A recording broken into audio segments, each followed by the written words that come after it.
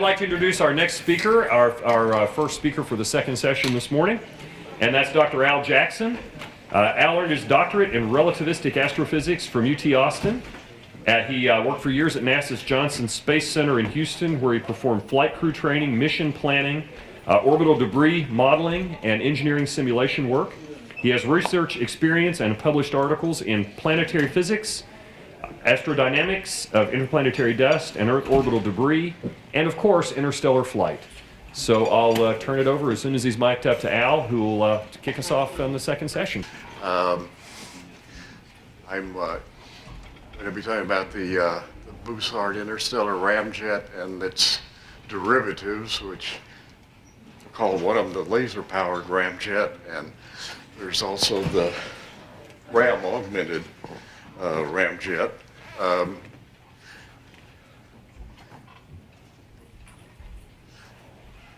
The reason I'm interested in this is not whether we can do it.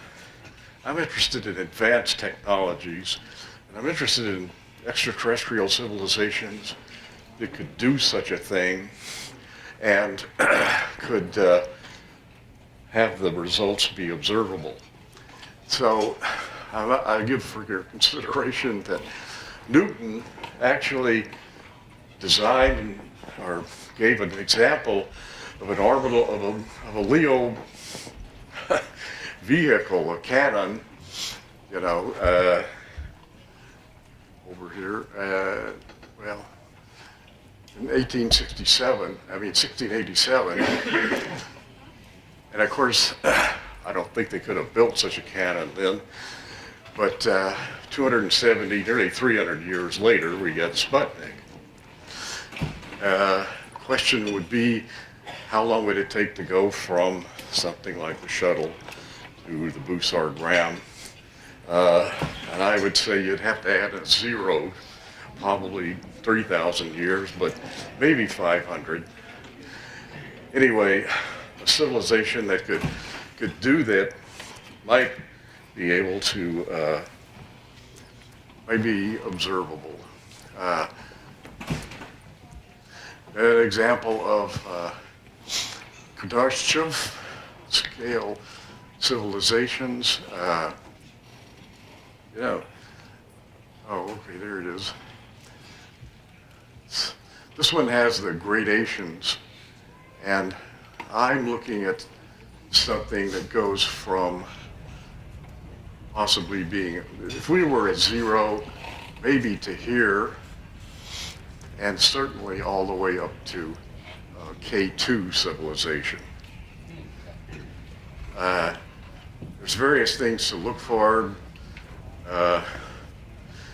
As Jim was saying yesterday, the beams of the systems that are propelling the ships may be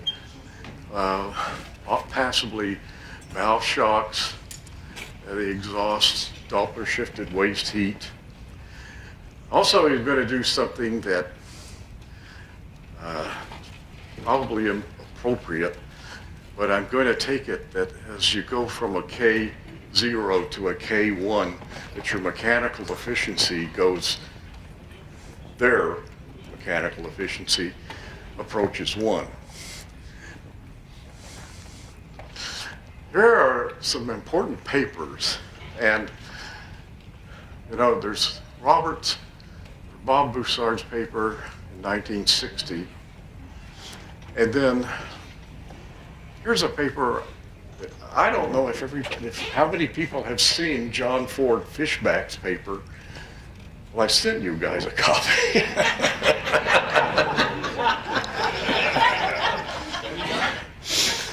It was in Astronautica Octa, and if my email address is on there, and if anybody wants a copy, just email me and I'll send you a copy. I had to scan it in myself, but I don't see it referenced enough, and I'll get into that more. Dan Whitmire, my old buddy, sort of helped fix up the problem with the Bussard Ramjet, with the catalytic ramjet. And then Tony Martin in England studied Fischbach's papers and wrote some nice expansions of them in the JBIS. Dan and I wrote a paper called The Laser-Powered Interstellar Ramjet in 1977. Alan Bond, Conley Powell, and me, again, did some work on the RAM, Augmented Interstellar Ramjet. Here they are, the Bussard Ramjet. You scoop hydrogen, you fuse it in a reactor. This probably should be called a beam-powered ramjet. And you beam power from the Earth or from the solar system or stellar system, and you absorb the power and you run an accelerator and scoop hydrogen and accelerate that. The nice thing about that is that you don't have to have a fusion reactor to run it. The augmented one is you carry fuel with you, you scoop hydrogen, you combine them in an engine, and you make a motor out of that. Bob Forward, I was talking to him in a private conversation, said, well, he called these things rocketless rocketry, but he said there's an interesting thing about the Bussard Ramjet.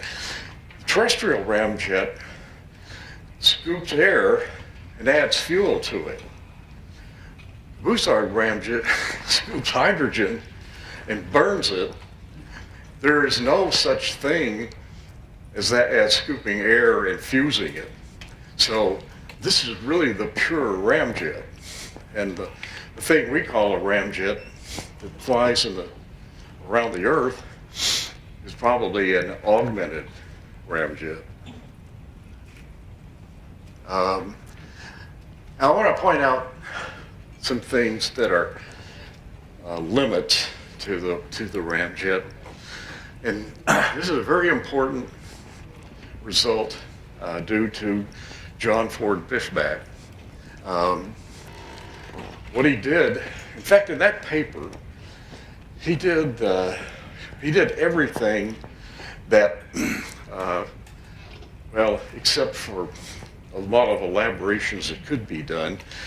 He looked at what kind of magnetic field would have to be produced to scoop hydrogen. But he not only did that, he looked at how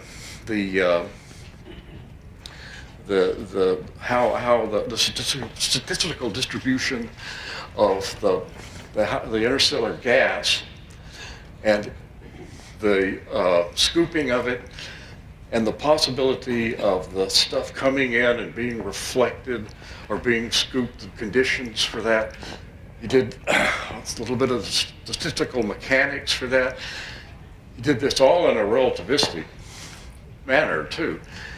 And one of the things that he discovered was that if you're going to scoop hydrogen at relativistic speeds, then you've got a momentum flow into the whole system. That momentum flow is going to wind up as a stress on the source magnetic fields. There's going to be a limit to how much stress you can put on the source fields. And so that comes down to being this formula here. This is the Lorentz Factor. That's V over C.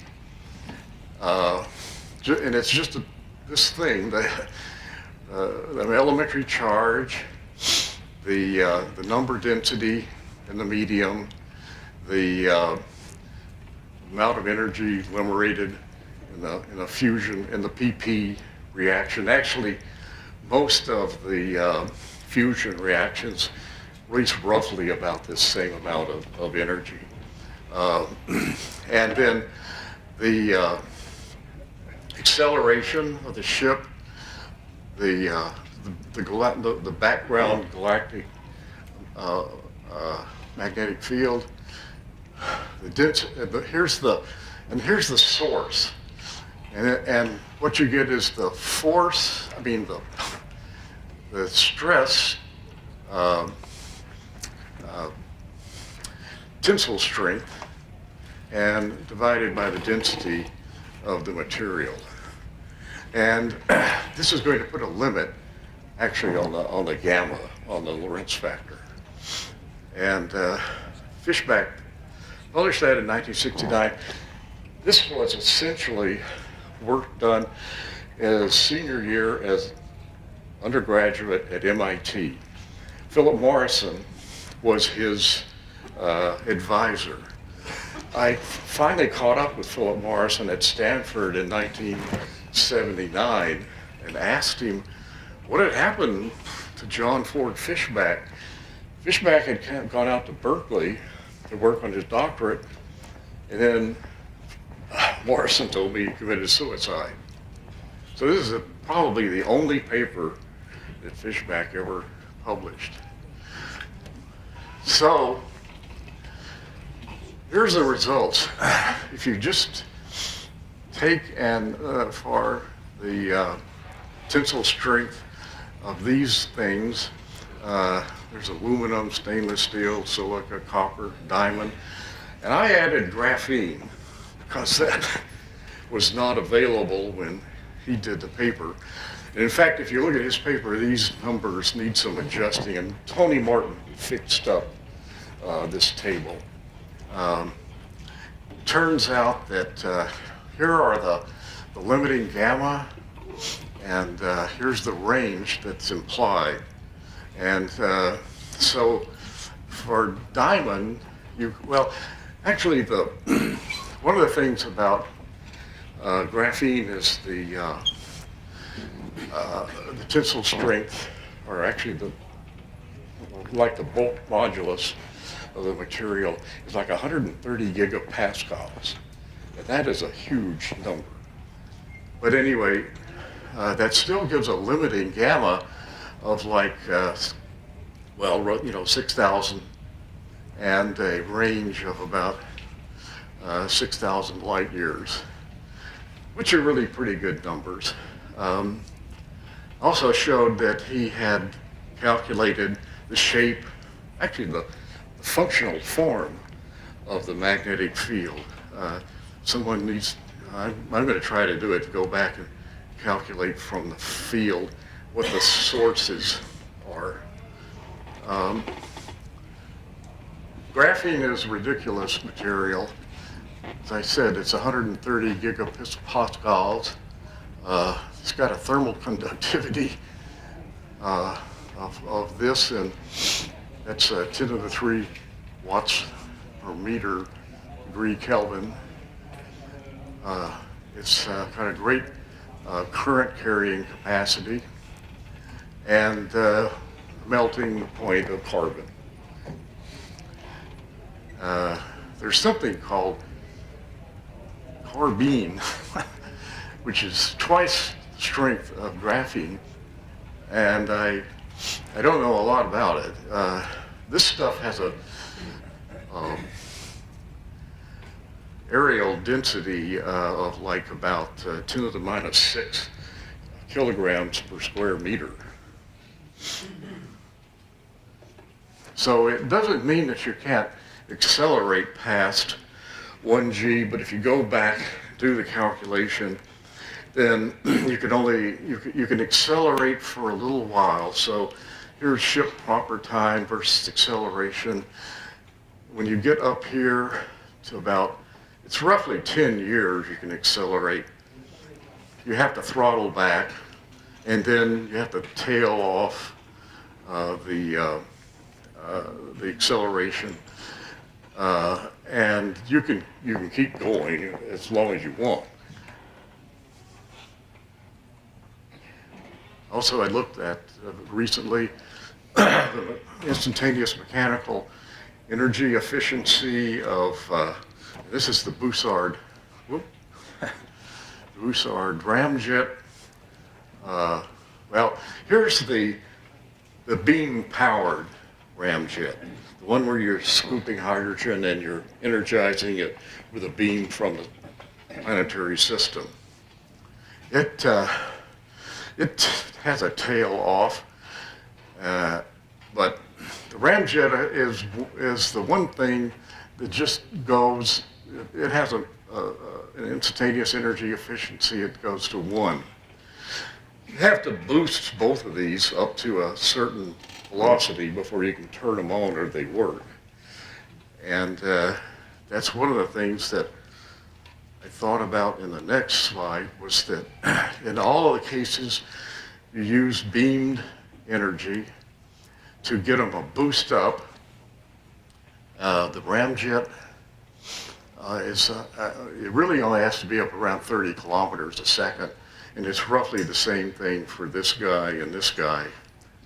And I kept by the way, this has got, all of the ramjets seem to have this cow catcher on the front of them. And I don't really quite know why they're all drawn that way, but I have a different idea about that. There's another limiting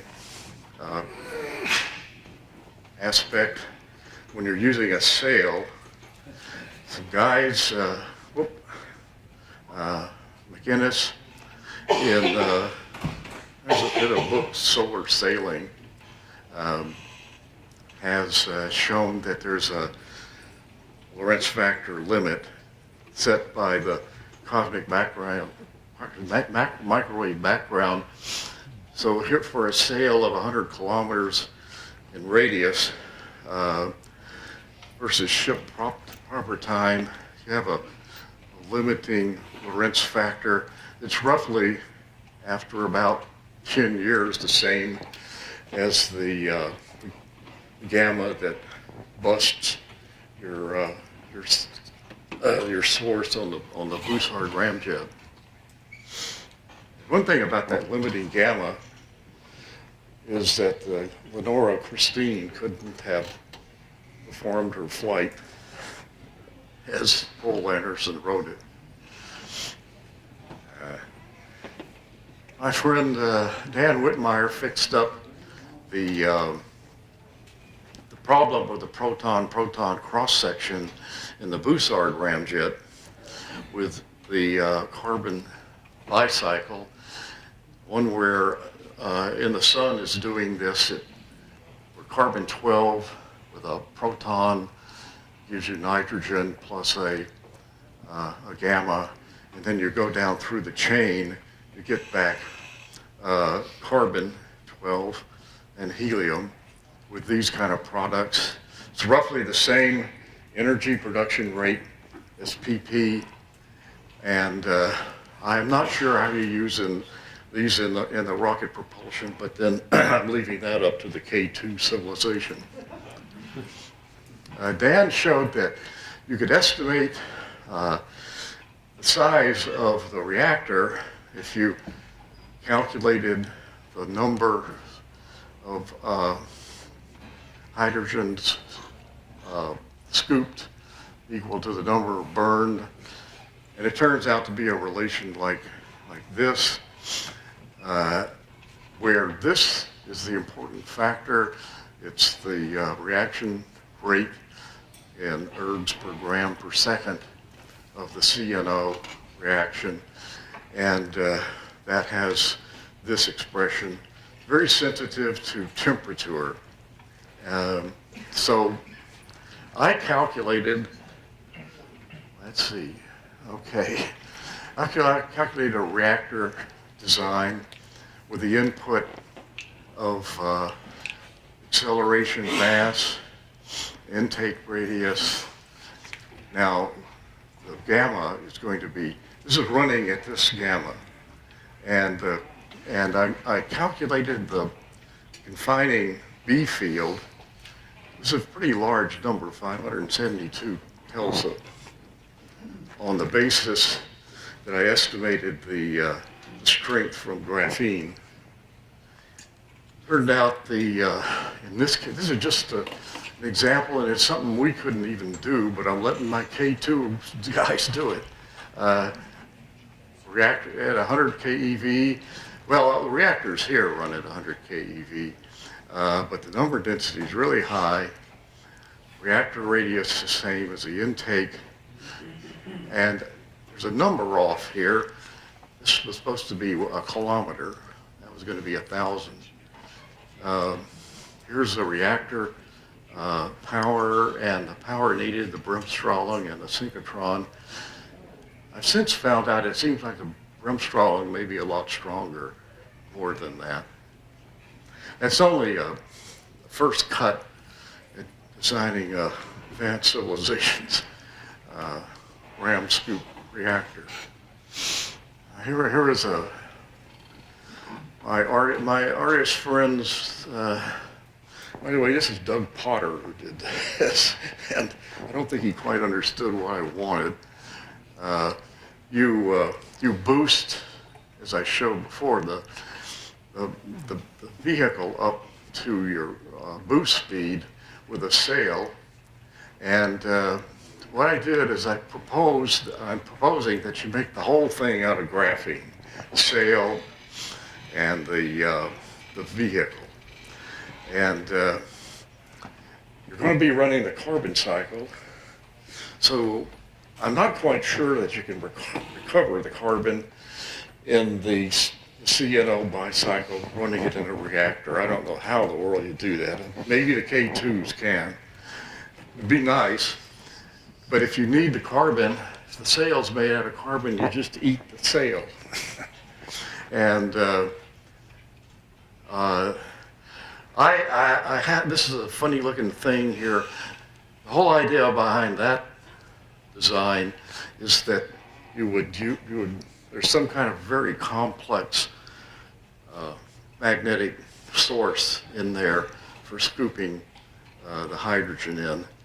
And in fact, that intake thing is all wrong, but Doug didn't understand what I wanted. So here are the conclusions. You know, can you really make a whole ship out of graphene or something like it? Will gamma always be limited by the strength of the source of the magnetic field? I don't know. It probably will. That means that any observations of any ships in the interstellar medium are probably going to be Lorentz Factor limited.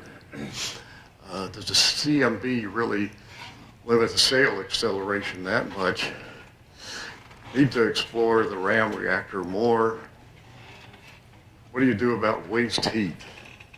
You know, can you run the thing at 4,000 degrees Kelvin, the whole, for 100 years? Plasma density seems high to me. About 1 million other problems. Didn't even talk about instabilities and the nonlinear things that happen in a fusion reactor.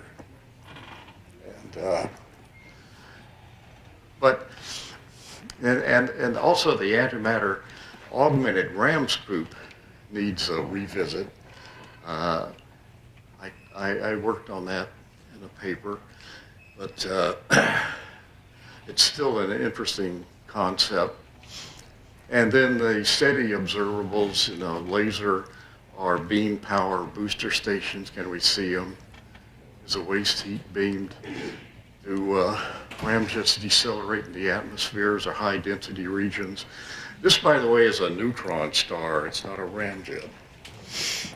And if you're looking for neutron stars, it's not hard to find them, but ramjets are a lot less massive. So that's the end of the story.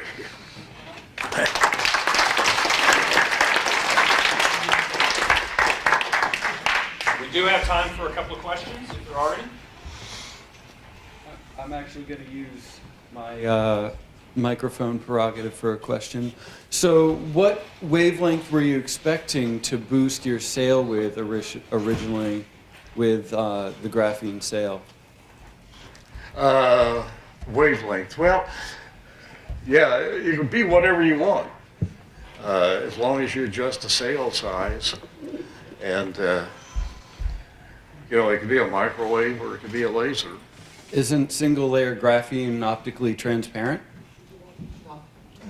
Oh, you're talking about graphene. As far as I understand, it's possible to, or on the horizon of technology, to make the graphene reflective. I know you can dope it. I know you were telling me that you can weave it so that you do that. Yeah, that's true. You have to fix the graphene sail up so that it actually works as a sail. But let me respond a bit more to that one. Having written several papers in JBIS on graphene solar photon sails. Point the mic at your mouth. Thank you. I should know that. Thank you very much, Jeff.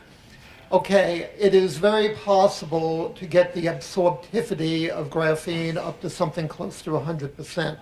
What you do is you weave in impurities, and I believe it is called incalcating, or something like that, a very strange word, and maybe you have 2 layers of the stuff. Reflectivity, I believe, is something like 2.5%. I sort of remember that right now. It's not completely transparent. And I've been told there are ways of improving that too on the horizon.